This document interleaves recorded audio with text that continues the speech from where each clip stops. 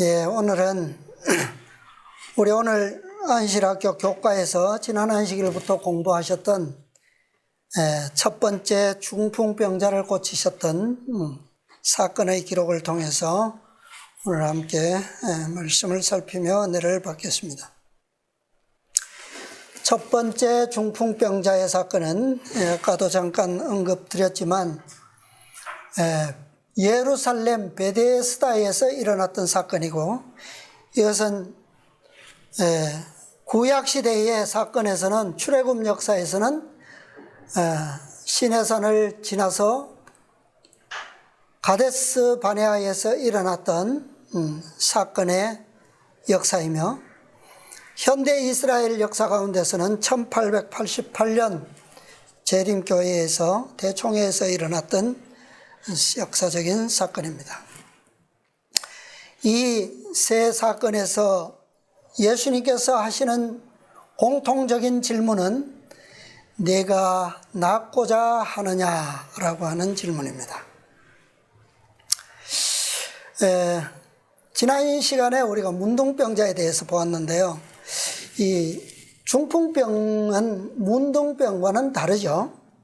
다 같이 죄를 상징하기는 하지만 문둥병은 몸의 지체들이 썩어져 가면서 결국에는 사망에 이르는 전염병이죠. 무서운 병입니다. 그러나 중풍병은 어때요? 몸이 썩는 것이 아니라 몸의 지체에 전달되는 생명의 피가 어떻게 해요? 공급되지 못함으로 인해서 반신불수 상태에서 수명을 다해야 하는 그런 병입니다. 그러나 전염성은 없어요. 전염성은 없지만 같은 생활 공동체는 이 같은 병을 걸릴 확률이 높아요. 그래서 생활 습관병이라고 하죠. 먹는 것과 생활의 습관이 비슷하면 비슷한 그런 병을 걸릴 수가 있습니다. 자, 오늘 말씀 다시 한번 우리 교과에서 보았지만 다시 한번 보겠습니다. 요한복음 5장입니다. 요한복음 5장 1절부터 9절까지 있는 말씀만 보겠습니다. 그 후에 유대인의 명절이 있어 예수께서 예루살렘에 올라가시니라. 예루살렘에 있는 양문 곁에 히브리 말로 베데스다라 하는 못이 있는데 거기 행각 5이 있고 그 안에 많은 병자, 소경, 절뚝발이, 혈기 마른 자들이 누워 물의 동함을 기다리니 이는 천사가 가끔 못새에 내려와 물을 동하게 하는데 동한 후에 먼저 들어가는 자는 어떤 병에 걸렸든지 낫게 되밀어라. 거기 38년 된 병자가 있더라. 예수께서 그 누운 것을 보시고 병이 벌써 오랜 줄 아시고 이르시되 내가 낫고자 하느냐? 병자가 대답하되 주여 물이 동할 때에 나를 못에 넣어줄 사람이 없어 내가 가는 동안에 다른 사람이 먼저 내려가나이다. 예수께서 가라사대 일어나 내 자리를 들고 걸어가라 하시니 그 사람이 곧 나아서 자리를 들고 걸어가니라. 이날은 안식일이니. 여기까지만 우선 보겠습니다. 이 중풍병자입니다.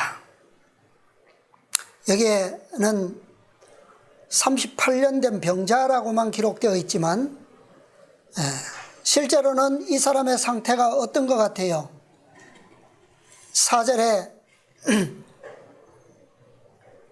7절의 말씀을 보니까 이 사람의 몸이 어떤 상태입니까? 자유롭게 움직일 수 없는 상태예요. 그죠? 자기가 들어가려 할 때 이미 다른 사람들이 다 먼저 들어간다고 그랬어요. 그것을 보면 이 사람은 아주 거동이 불편한, 스스로 자유롭지 못한 그런 사람인 것 같아요. 그래서 시대의 소망에는 이 병자에 대해서 중풍병을 앓은 안전병이다, 그렇게 기록하고 있습니다. 성경에는 중풍병을 앓는 병자들이 나오고 또 그 병자들을 고치신 사건이 3번의 기록이 있어요. 이것이 첫 번의 사건입니다. 가장 먼저 있었던 사건이고요. 두 번째 중풍병자는 마가복음 2장과 마태복음 9장, 누가복음 5장에 보면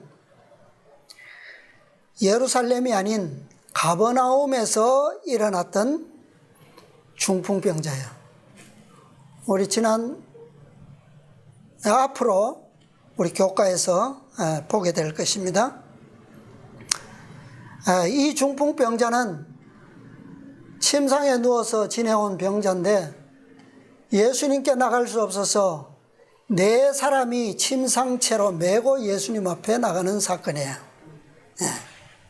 그 다음에 3번째 중풍병자는 스스로 갈 수 없고 대신 그 사람의 주인에 의해서 예수님께 그의 사정을 고하게 되는 그런 중풍병자입니다. 그런데 그 주인이 유대인이 아니라 이방인이에요. 오늘 이 세 중풍병자의 사건을 다 좀 다루기를 원했는데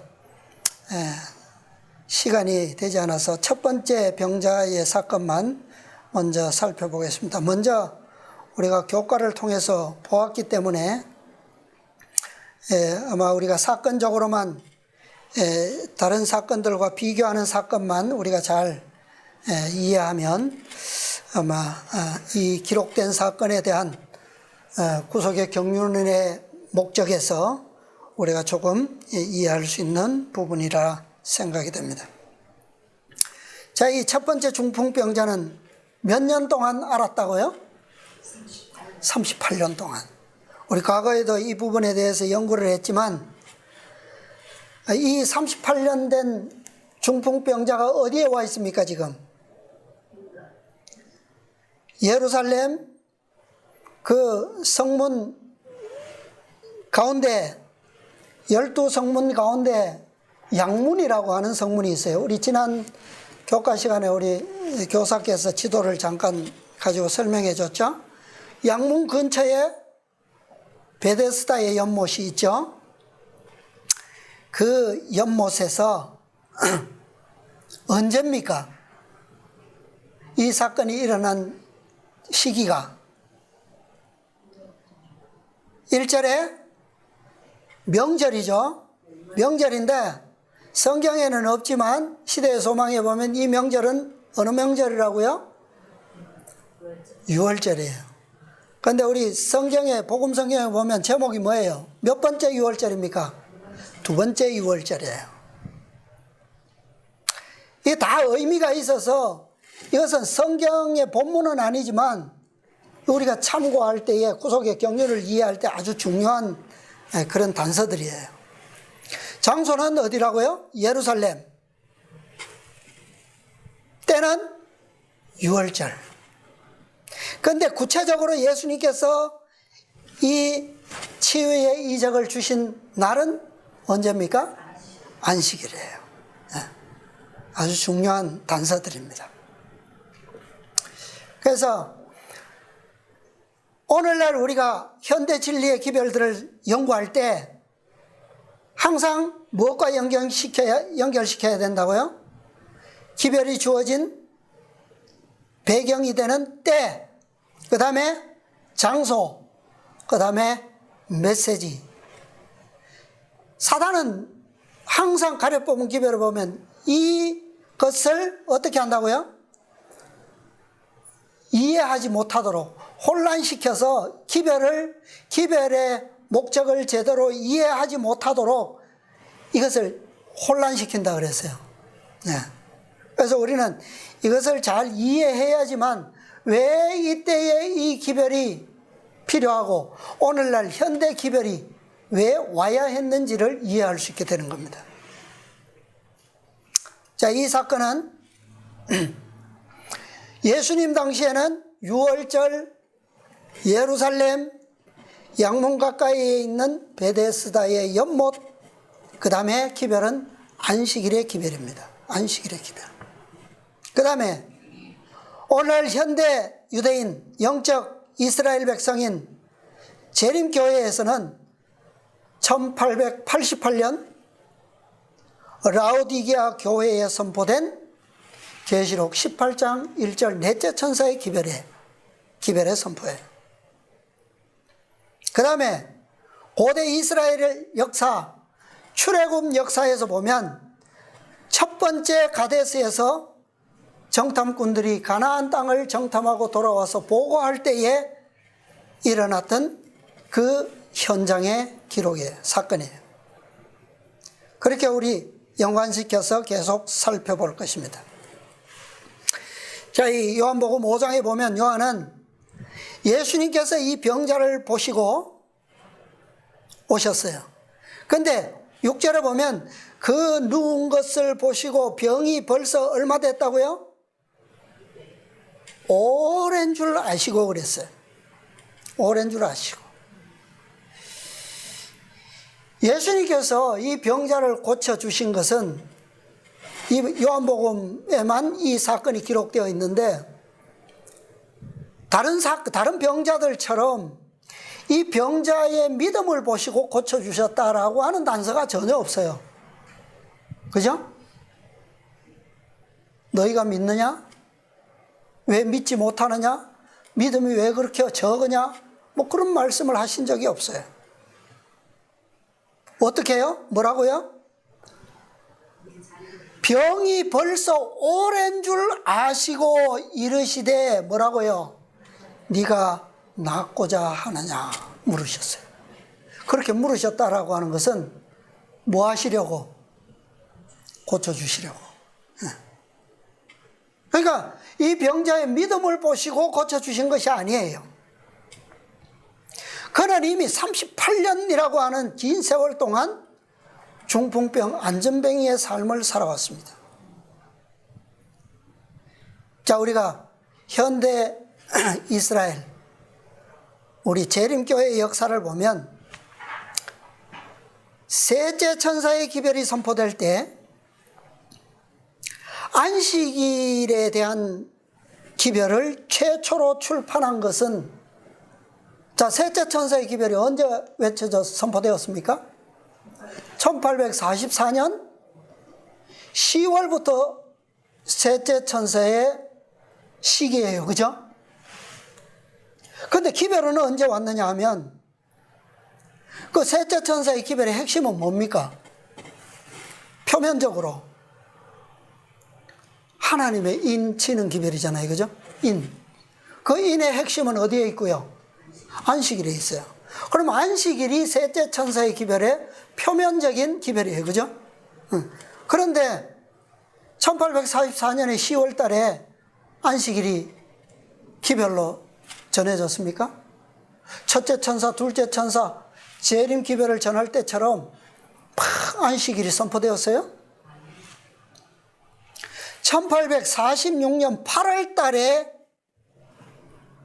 조셉 베이츠에 의해서 소책자가 발행되었는데 그것이 안식일 기별의 첫 번째 기별이었어요.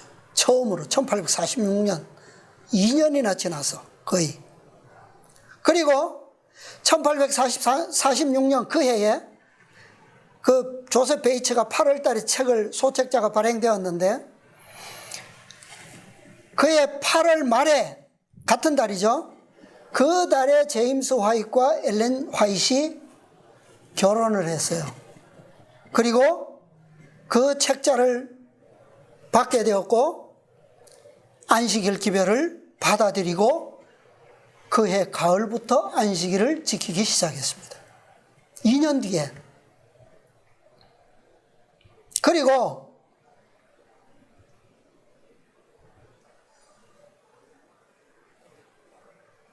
엘렌 화이트는 1874년 4월 달에 그 안식일을 처음 기별을 받아 조셉 베이츠가 쓴 그 안식일 기별을 받아들이고 지키기 시작했던 그 1846년을 회고하면서 18년 뒤에 1874년 4월에 이렇게 기록합니다.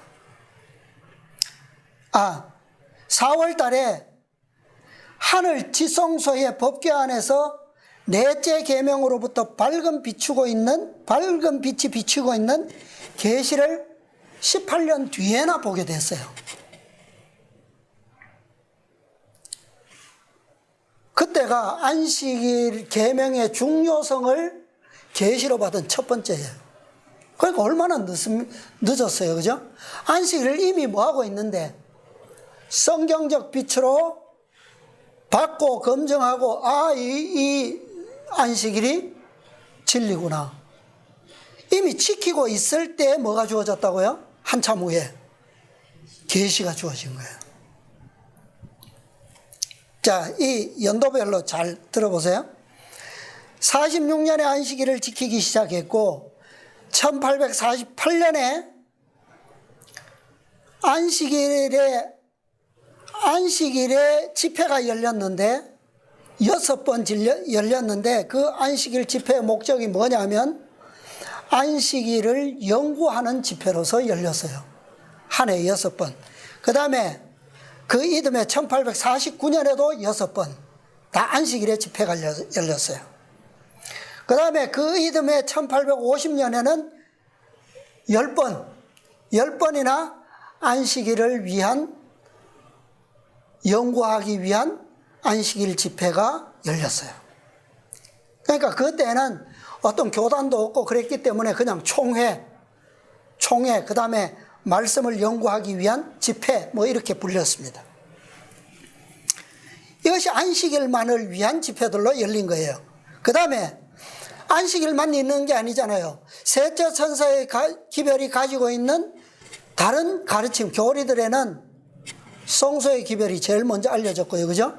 그 다음에 조사심판, 그 다음에 건강개혁 기별, 이런 기별들이 많이 이렇게 함께 지성소 안에, 언약궤 안에 있는 그 모든 빛들에 대한 일련의 기별들이 다 셋째 천사의 기별을 통해서 오게 된 거예요. 그렇죠? 1844년 가을에 지성소의 문이 열렸기 때문에 그래요. 네. 그래서 50년대에는 안식일과 함께 성소기별, 조사심판, 그 다음에 60년대에 와서는 건강개혁기별, 그 다음에 70년대에 와서는 교육 등 성경상 기별과 가르침들이 완전히 거의 확립되었어요. 거의 한 30년 정도에.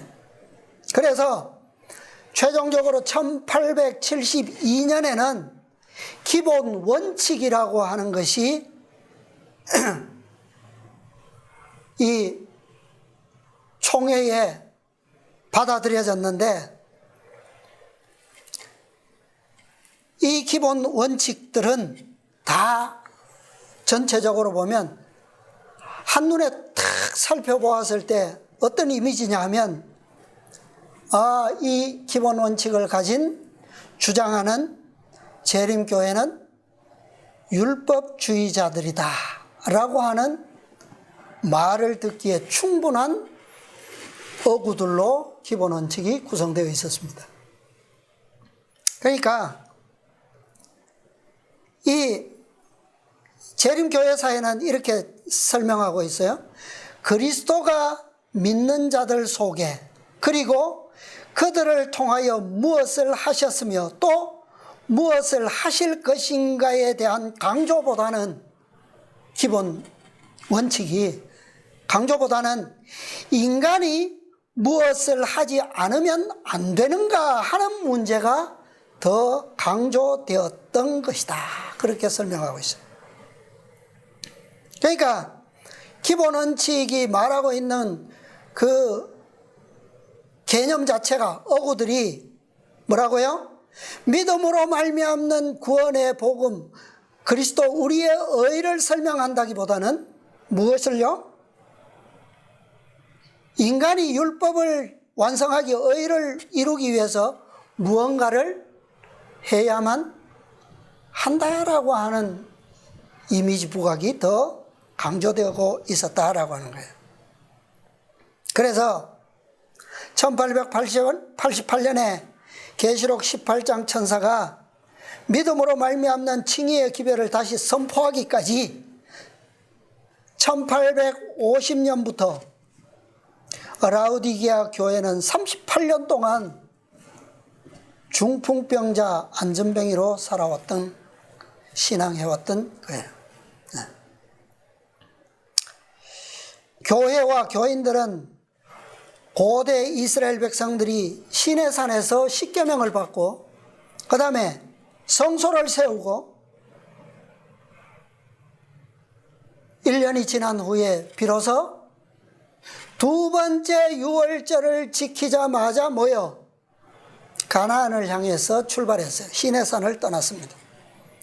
그런데 10하루길 가나안을 눈앞에 두고 어디에 왔습니까? 가데스에 왔어요.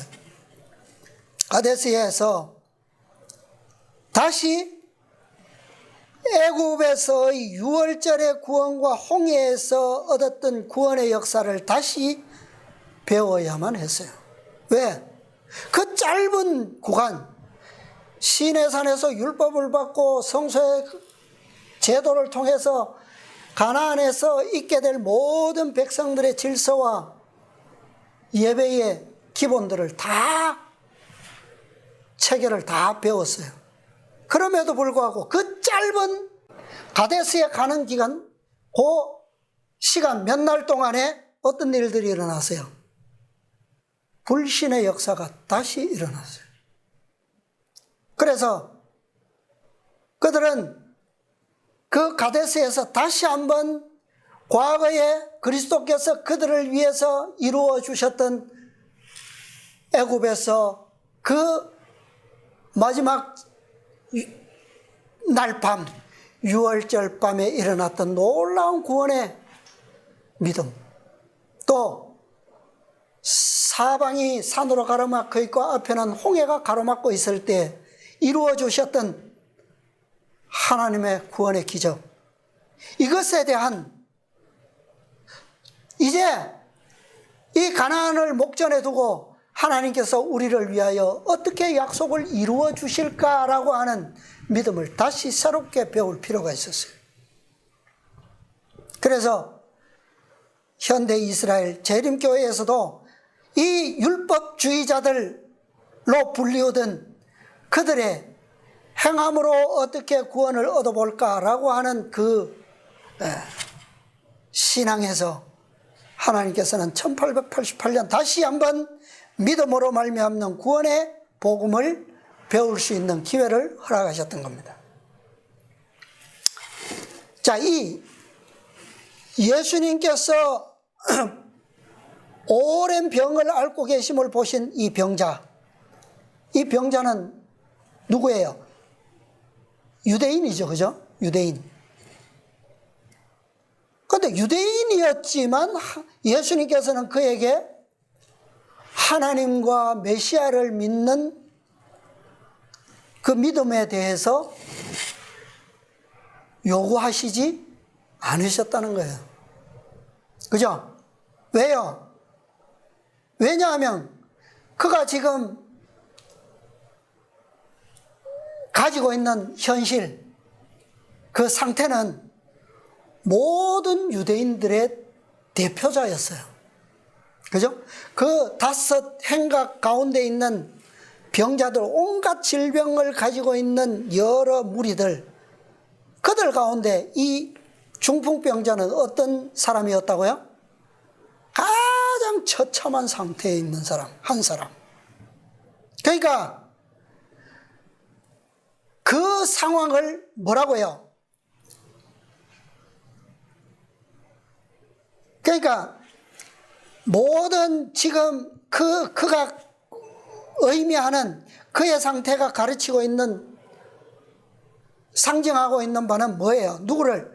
모든 유대인들의 영적 상태를, 영적으로 질병 가운데 있는 그 상태를 대표하고 있는 거예요.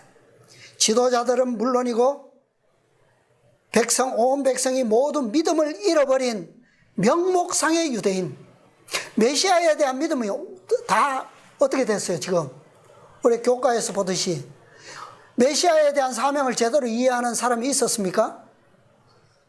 아무도 없어요.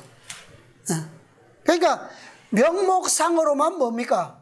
유대인, 아브라함의 혈통이라는 거예요. 그들의 신앙은 뭐예요? 그들의 믿음은 중풍병자, 안전병이와 똑같은 거예요. 스스로는 아무것도 할 수 없는. 그죠? 자, 시대의 소망에 있는 말씀 보겠습니다. 왜 예수님께서 이 병자에게 믿음을 요구하시지 않았는가? 믿음의 활용을. 203페이지입니다. 203. 예수께서는 이 환자가 당신을 믿는 믿음을 활용하도록 요구하지 않으신다. 그는 단순히 뭐라고요? 일어나 내 자리를 들고 뭐하라? 걸어가라. 그만 말씀하신다. 그러나 그 사람의 믿음은 무엇을? 그 말씀을 굳게 붙잡는다. 자, 이 대목 잘 기억하세요. 아주 구속의 경륜에서 아주 중요한 대목입니다. 이게 모든 신경과 근육이 새로운 생명으로 전율하고 절든 그의 다리는 건강하게 움직인다. 그가 의심하지 않고 그리스도의 명령에 순종하기로 자기의 뜻을 정하자 그의 모든 근육이 그의 의지에 응답한다. 자기의 다리로 일어서면서 그는 자기가 활동적인 사람이 되어 있음을 느낀다. 예수께서는 하나님의 도움에 대한 아무런 보증도 그에게 주지 않으셨다. 그 사람은 멈춰 의심하여 그가 나올 수 있는 유일한 기회를 놓칠 수도 있었다. 그러나 그는 그리스도의 무엇을? 말씀을 뭐하고? 믿었으며 그 말씀에 뭐하여? 입각하여 어떻게 해요? 행동하자 힘을 얻었다.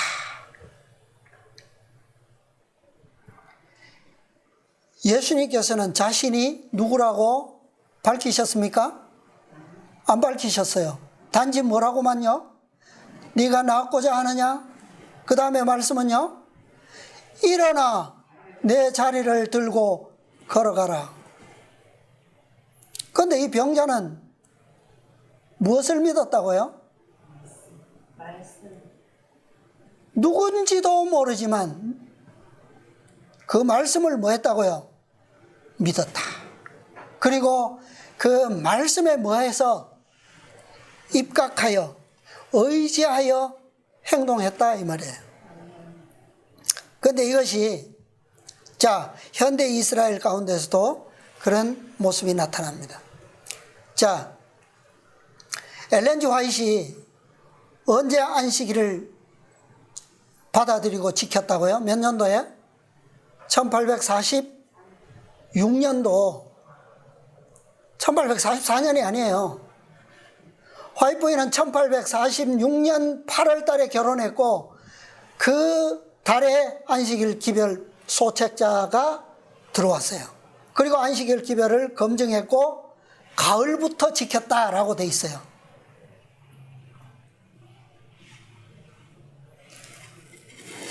이렇게 아까 계시는 언제 받았다고 그랬습니까? 안식일에 대한 계시 1874년 18년이나 지나서 안식일 계시를 받았어요. 넷째 계명에서 특별히 빛이 밝게 빛나는 그 계시를 본 거예요. 그런데 화이트 편지에 이렇게 썼습니다. 나는 안식일에 대한 어떤 계시도 받기 전에 안식일 문제에 대한 진리를 믿었다. 내가 안식일의 중요성과 셋째 천사의 기별에서 차지하는 위치를 보게 된 것은 안식일을 지키기 시작한 지 몇 달이 지나서였다. 1874년에 계시가 아니고 1874년에 이 편지를 썼어요. 그러니까 중요한 것은 어쨌든 안식일에 대한 계시는 안식일을 깨닫고 지키기 이후에 계시를 받았다는 것은 확실해요. 그죠? 예. 1800 제가 그 연도를 정확하게 안 적었는데 아무튼 자, 이 중풍병자가 누구도 알기 전에 자기에게 일어나 내 자리를 들고 걸어가라고 명한 분이 누구인지도 모를 때에 그는 뭐 했다고요? 그분의 말씀을 뭐 했어요? 믿었어요. 이걸 얘기하는 거예요. 그가 메시아인지 그리스도인지 모세가 말한 그 선지자인지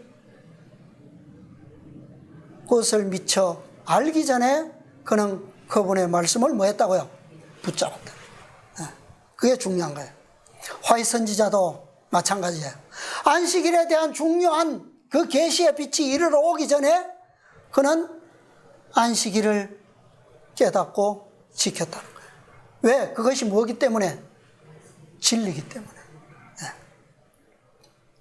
그것을 과거를 회상하면서 1874년에 편지했다는 말씀입니다. 자, 다시 돌아가서 시대의 소망 203페이지입니다.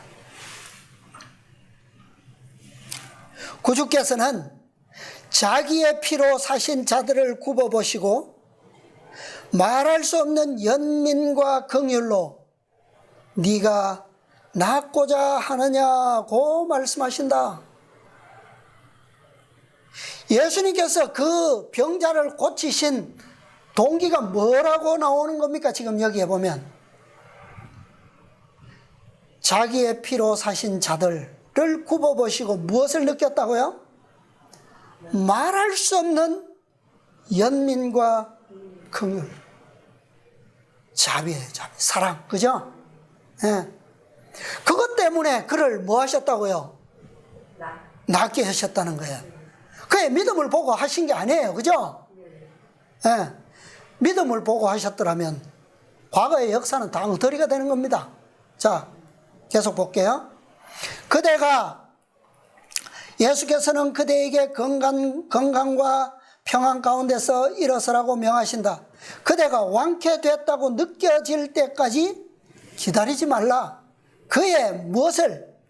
말씀을 믿으라. 그리하면 그 말씀이 어떻게 해요? 이루어질 것이다. 그대의 의지를 그리스도의 편에 두라. 그를 섬기고자 뜻을 세우고 그 말씀에 의지하여 행동해야 할 때에 그대는 힘을 얻을 것이다. 이게 무슨 기별입니까? 이게 미네아폴리스에서 전해졌던 기별이에요. 그죠? 네. 자, 민수기 14장 말씀을 보겠습니다. 과거 고대 이스라엘의 역사에서 돌아가서 민수기 14장 7절로 9절입니다.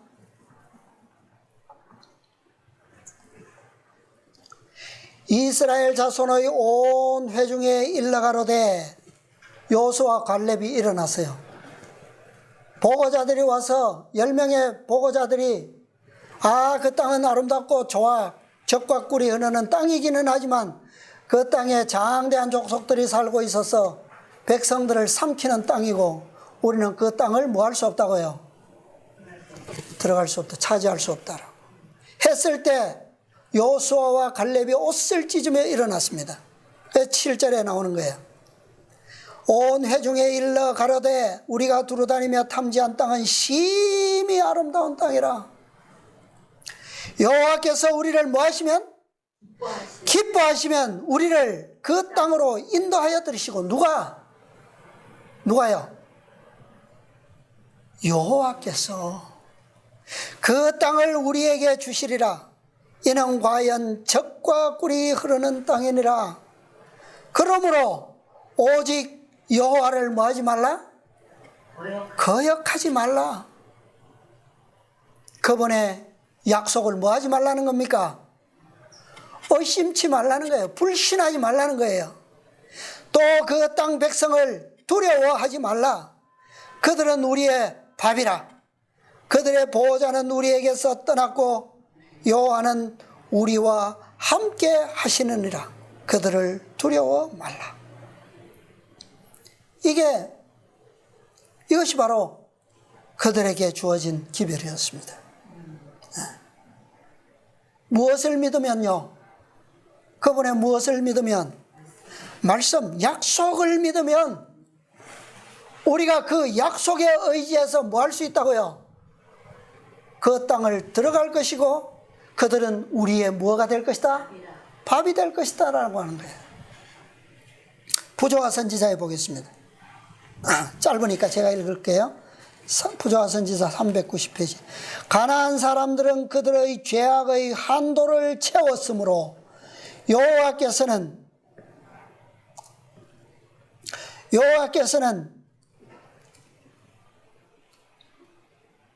더 이상 그들을 참으실 수 없으셨다. 여호와의 보호가 제거되었으므로 그들은 쉽게 항복할 것이다. 하나님의 언약에 의하여 그 땅은 이스라엘 백성에게 보증되어 있었다. 무엇에 의하여요? 언약에 의하여, 약속에 의하여. 그 약속이 어떻게 예수님께서 오셔서 직접 오셔서 내가 메시아로 그리스도로 왔노라. 너희를 모든 죄의 노예로부터 끌어내서 저 심히 아름다운 젖과 꿀이 흐르는 그 왕국으로 너희가 드리겠다. 일어나 내 자리를 들고 가라. 그렇게 주어진 약속입니까? 주어졌어요? 단지 무엇만요? 말씀으로, 약속으로만 주어진 거예요. 여기에 지금 예수님께서 38년이나 오랜 세월 동안 애굽에서 종살이 하던 그 아브라함의 자손들을, 12지파의 족속들을 고치실 때 보증을 주셨다 그랬습니까? 아까?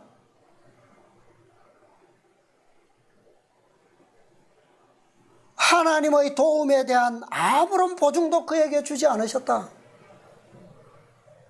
그는 의심할 수도 있었지만 그는 무엇을 믿었다고요? 그리스도의 말씀을 믿었으며 그랬어요. 그리고 행동했어요. 그런데 지금 광야에 있는 이스라엘 백성들은 어떻습니까? 비록 약속으로 주어졌지만 얼마나 많은 보증이 그들에게 있었어요. 그죠? 그냥 열 재앙으로부터 시작해서 결정적으로는 6월절에 얼마나 놀라운 증거가 나타났습니까? 홍해에서는요. 또 아말렉 족속이 나타났을 때는요. 또 먹을 것이 떨어졌을 때는요. 물이 없을 때는요. 그죠? 여호수아와 갈렙이 여기에서 옷을 찢으며 외친 기별은 바로 이 기별이에요. 일어나 내 자리를 들고 걸어가라. 그렇게만 하면 뭐요? 하나님의 언약의 보증을, 약속을 믿고 일어나기만 하면 그들은 우리의 밥이 될 것이고 그 땅은 우리의 땅이다. 젖과 꿀이 흐르는 심히 아름다운 땅. 다시 말하면 그분의 약속을 믿고 그분께서 주시는 은혜의 선물을 거절하지 말라는 거예요. 그죠? 전적으로 뭡니까? 선물이에요. 그들이 뭐 한 게 있습니까? 그들이 애굽에서 지금까지 누리는 모든 자유에 대해서 뭐 하나라도 자신들에 의해서 된 게 있어요? 우리가 믿으면 그분께서 우리에게 주시기를 가장 기뻐하시고 또 약속까지 하신 바 그것을 뭐요? 왜 아니 주시겠는가 하는 거예요. 그분께서는 믿음으로 그 땅을 이 백성들이 차지하기를 바라셨어요. 그러나 이스라엘은 어떻게 차지하려고 했습니까? 자신들의 노력과 행위로 차지하려고 했어요. 그래서 모세에게 이 백성들이 보고를 받고 울며 탄식하고 다시 애굽으로 돌아가자라고 할 때 하나님께서 모세에게 어떤 기별을 주셨습니까? 그래, 그러면 너희는 네 말대로 뭐 할 수 없다고요? 들어갈 수 없겠다. 유일한 하나의 길이 있는데 다시 안전한 홍해길로 돌아가거라. 돌면서 너희들은 다 죽게 될 것이다. 그 기별을 받으니까 이 백성들이 어떻게 해요? 눈이 번쩍 떠졌어요. 가겠다는 거예요. 무엇으로요? 믿음은 뭐 하는 것인데, 그분의 말씀을 뭐 하는 것인데, 그대로 믿는 것인데, 그분의 말씀을 또 뭐하고 거역하고 다시 자신들의 노력으로 행위로 가나안을 차지해 보려고 가나안을 향해서 올라갔어요. 무엇도 없이, 법궤도 없었고 모세도 없었고 자기들끼리 올라간 거예요. 결과는요,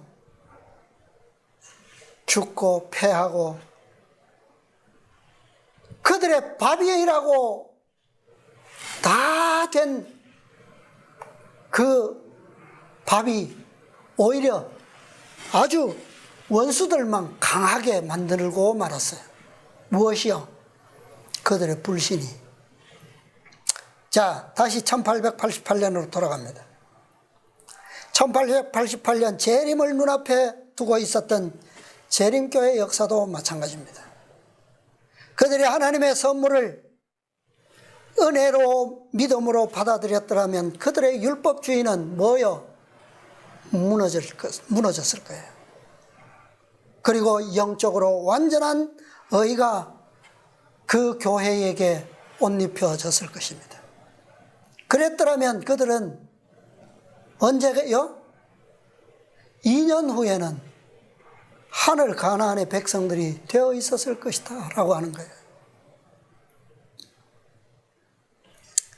자, 우리 아까 교과에서 보았던 시대의 소망의 한 말씀 보겠습니다. 212페이지. 유대인들은 성경을 소유하고 있었다. 그들은 그 말씀을 피상적으로밖에 알고 있지 못하면서 자신들은 영생을 얻었다고 생각하였다. 그러나 예수께서는 말씀하셨다. 그 말씀이 너희 속에 뭐하지 않는다고요? 거하지 아니한다고 말씀하셨다. 말씀 가운데 나타난 그리스도를 뭐함으로? 거절함으로 그들은 실체 되시는 그리스도를 뭐한 것이다? 거절한 것이다. 그들의 마음 가운데 메시아에 대한 온전한 진리의 말씀이 거했더라면, 믿음으로 이사야가 예언하고 시편 기자가 예언하고 모세가 예언했던 그 메시아를 그들이 믿음으로 받아들이고 그들의 마음속에 그 말씀을 그대로 간직하고 있었더라면, 그리스도가 인성으로 오셨을 때 그들 가운데서 진리와 의를 선포하시고 행하시는 것을 보았을 때 그분을 어떻게 할까요? 거절하지 않을 겁니다. 받아들였을 거예요. 그러나 그들의 거절한 것은 무엇이 없기 때문이라고요? 그들 가운데 말씀이 없었다는 거예요. 왜요? 말씀 대신에 뭐가 있었습니까? 말씀이 있어야 될 자리에, 하나님의 말씀이 있어야 될 자리에 인간의 유정과 관습이 꽉 차 있었어요.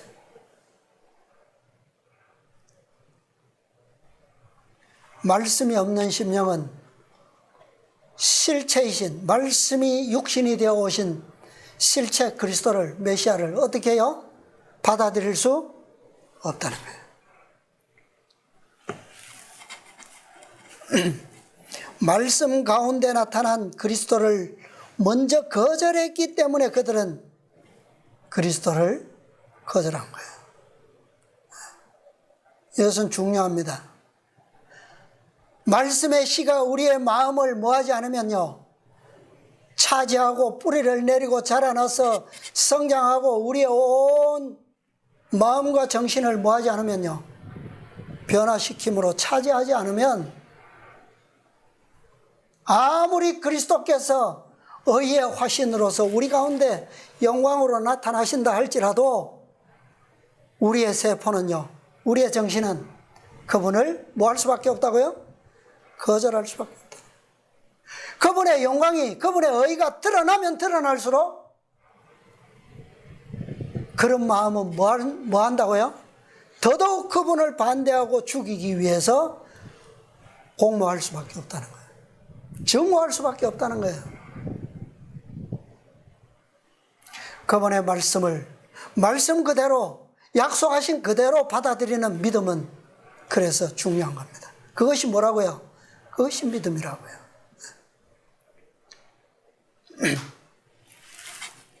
베데스다의 중풍병자는 아까도 말씀드린 것처럼 그분이 그리스도이신 줄 몰랐습니다. 그분이 메시아이심을 깨닫기 전에 무엇을 믿었다고요? 말씀을 먼저 믿고 받아들였다는 사실입니다. 이것은 실체이신 그분이 아닌 그분의 무엇을 믿은 거예요? 음성. 그분의 말씀을 믿었다는 거예요. 말씀. 왜요? 왜 그가 그분의 음성으로 나오는 그 말씀을 믿을 수 있었을까요? 왜 그것을 붙잡았을까요? 왜 그것을 입각해서 의지를 활용했을까요? 그분의 음성에는 무엇이 있었을까요? 그분의 음성에는 그분의 품성의 속성이 스며져 있었습니다. 그것이 뭐라고요? 아까 뭐라고 그랬습니까? 그분께서 그를 내려다 보실 때 그의 병이 오랜 줄 아시고 당신의 피로 사신 영혼에 대한 뭐가 있었다고요? 깊은 연민과 긍휼이 있었다. 그분의 음성 속에, 그분의 시선 속에 그분의 이 속성이, 품성이 있었어요. 이 병자는 그것을 믿은 거예요. 그가 메시아든 그리스도든 몰라도 그분이 나에게 보내시는 그 눈길, 동정의 눈길, 자비의 눈길, 그분이 나에게 네가 낫고자 하느냐, 그 자비로운 음성, 그것이 이미 뭐예요? 그로 하여금 그에게 무엇을 주었다는 겁니까? 믿음의 근거를 준 거예요. 이 병자는 바로 이 속성에 자신의 의지를 전적으로 내어 맡긴 겁니다. 이스라엘 백성들이 광야에 있을 때 가나안에 대한 보증과 언약을 주실 때 그들을 애굽의 바로왕의 그 위기에 죽음으로부터, 노예로부터 끌어내실 때 그런 게 없었습니까? 얼마나 모세가 들었던 그 지팡이로부터, 그가 대행하여 전파했던 그 음성으로부터 그분의 얼마나 놀라운 긍휼과 자비의 기별이 전해졌습니까? 재림교회는 어떻고요?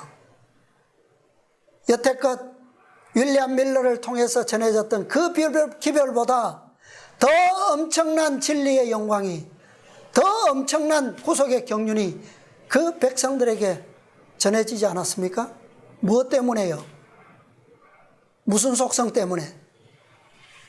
그리스도의 피로 사신 바 된 교회를 위한 긍휼과 자비의 그 속성 때문에 이전 어떤 백성들에게도 주어지지 않았던 놀라운 그분의 약속이 이 백성들에게만 무한정으로 통째로 베풀어진 거예요. 시대의 소망 다시 봅니다. 201 뒤로 돌아가서 201 예수께서는 당신의 치유력을 행사하셔서 모든 고통당하는 자를 건강하게 하시기를 갈망하셨다. 그러나 그날은 무슨 날이었다고요? 안식일이었다. 그러나 구주께서는 한 사람의 가장 처참한 형편을 보았다. 예수님께서는 모든 유대인들을 이렇게 그냥 당신의 은혜의 선물로 그냥 기적적으로 고쳐주시기를 원하셨어요.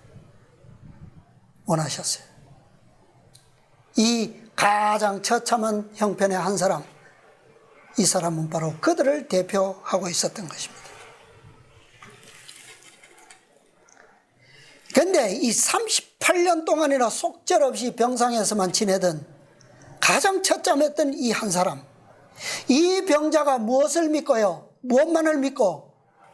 그분의 말씀만을 믿고 고침을 받을 수 있었다면 그 주변에 있던 다른 병자들은 어때요?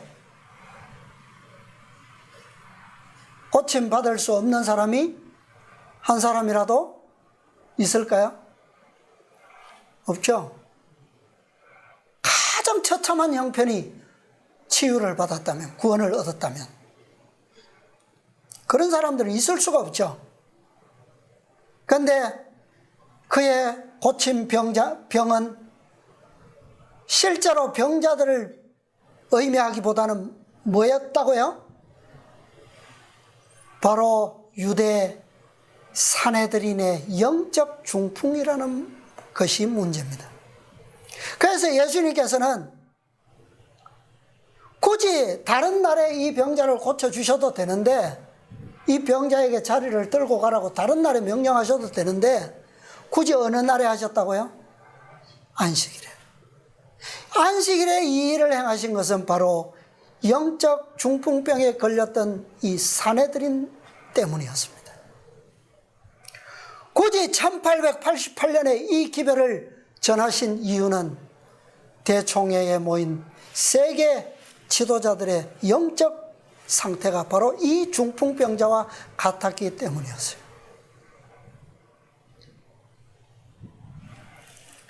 저들이 이 병자의 회복을 믿음으로 정말 즐거움으로 받아들였더라면, 안식일에 대한 고소와 비난 없이 정말 함께 기뻐했더라면 그리스도께서는 저들의 영적 중풍병으로부터 완전한 건강을 회복시킬 수 있으셨을 거예요. 그래서 이 안식일에 이 일을 행하신 겁니다. 그런데요,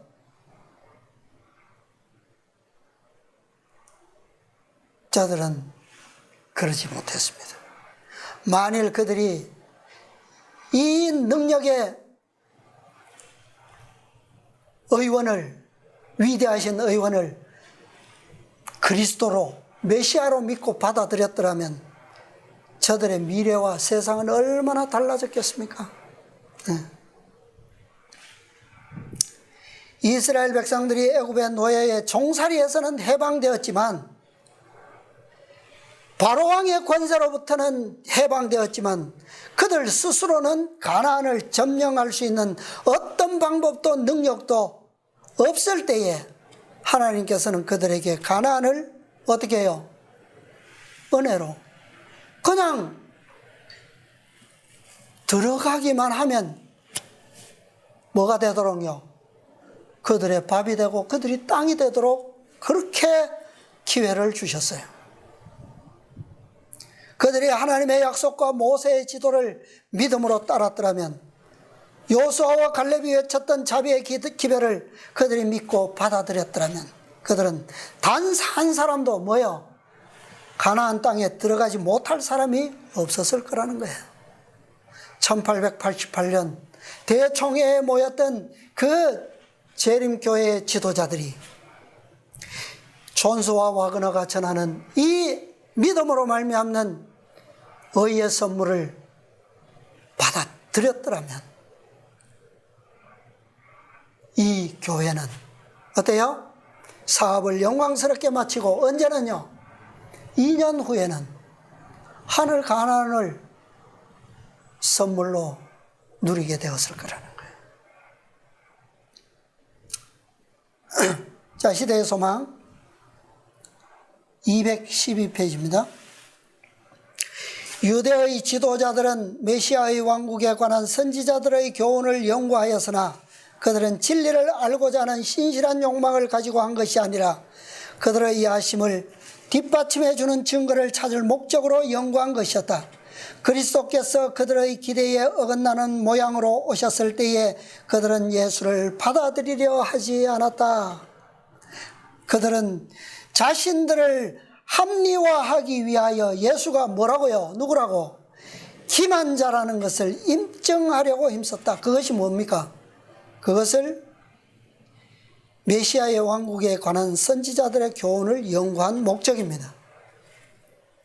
그들이 일단 이 길에 그들의 발을 옮겼을 때 그들이 결심하고 그리스도를 하기 위하여 결심하고 이 길에 들어섰을 때 사단이 그리스도에 대한 저희의 반대를 북돋워 주는 일은 어떤 일이라고요? 쉬운 일이었다. 재림교회의 역사가 왜 그토록 완고한 불신 가운데 그 역사가 오랫동안 지속되다가 결국은 뭐요? 하나님의 은혜의 촛대가 옮겨져 버리는지 떠나는지를 잘 보여주는 예언입니다. 이게 예언. 그죠? 그의 신성의 증거로 마땅히 받아들였어야 할 그 말씀까지도 그를 대적하는 말씀으로 해석되었다. 오늘날 그들을 영적인 왕국의 백성들로 승리하게 할 유일한 증거, 하나님의 살아계신 그 진리를 그들은 오늘날 뭐로 바꿔버렸어요? 어떻게 해석합니까? 그것은 실제가 아니라고. 14만 4천인 교리는 실제가 아니요. 뭐라고요? 상징이다. 어떻게든 합리화시키기 위해서, 자신들의 주장을 합리화시키기 위해서 온갖 것을 다 끌어댑니다. 그렇죠? 14만 4천인에 대해서 뭐 하지 말라고요? 논쟁하지 말라. 그걸 논쟁하지 말라는 겁니까? 얼마나 곡해하고 오해시켜놨는지 말할 수가 없어요. 왜? 다른 진리는 그냥 반증이 뭐 별로 없어요. 그냥 단순합니다. 그런데 14만 4천에는 반증이, 진리는 단순한데, 가장 단순한데 논리적 반증은 너무나도 많아요. 이 사람은 요거는 맞는데 저거는 틀려요. 14만 4천에 대해서. 그죠? 얼마나 사단이 그 일을 만드는데 얼마나 이미 뭐 했기 때문에요? 선물을 거절했기 때문에 사단이 속이는 건 어떤 일이라고요? 쉬운 일이다 그랬어요. 쉬운 일. 그래서 베데스다의 병자가 안식일에 고침을 받았던 이때로부터 아까도 말씀드린 것처럼 유대 사내들이는 예수님을 메시아로 인정하는 일을 반대하기 위하여 공식적으로 그분을 반대하고 그분의 가르침과 복음을 거절하고 정탐꾼들을 보내서 근거를 죽이기 위해서 근거를 수집하기 시작한 거예요. 재림교회 역사도 마찬가지입니다. 고대 이스라엘 백성들이 가데스에서 가나안을 치러 올라갔다가 망하고 내려와서 했던 역사도 마찬가지예요. 뭐 했어요? 반역했어요.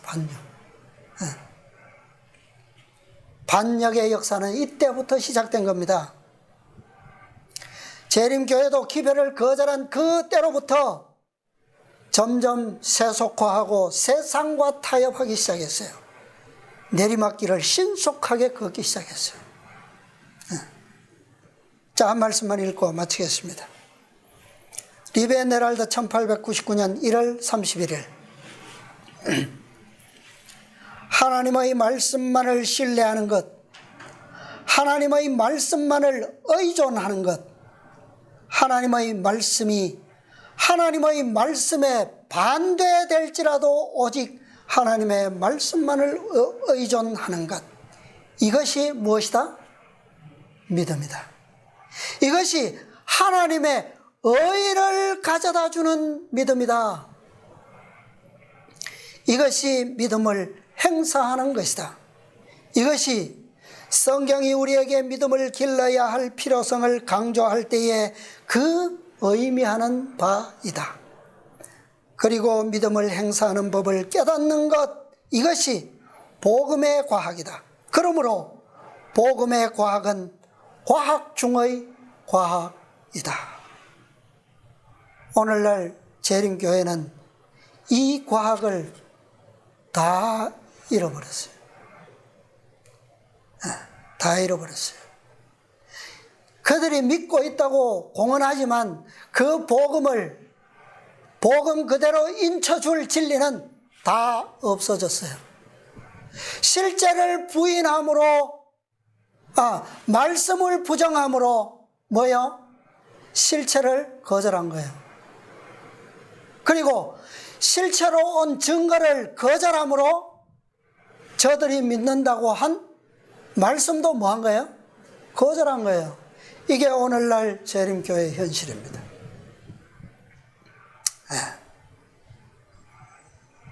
다른 문둥병자는 첫 번째 복음부터 시작해요. 첫째 천사의 기별부터 시작해요. 그런데 중풍병자는 마지막 때부터 시작하는 반복되는 복음이에요. 그래서 이것은 구속의 역사적 의미에서 볼 때 이 세 중풍병자의 고치시는 방법, 그것은 우리가 앞으로 두 번째 중풍병자와 세 번째 중풍병자를 볼 때에 보겠지만, 이것은 처음부터 끝까지 이것은 참으로 믿음으로 말미암는 의의 기별이요, 이것은 참으로 몇째 천사의 기별이다? 셋째 천사의 기별이다 라고 하는 진리가 증명되는 거예요. 하나님의 말씀은 말씀 그 자체가 뭐예요? 진리요 능력이요 생명입니다. 우리 모두 이 진리 위에 우리의 믿음을 굳게 세우시게 되기를 간절히 바라면서 오늘 말씀을 마치겠습니다.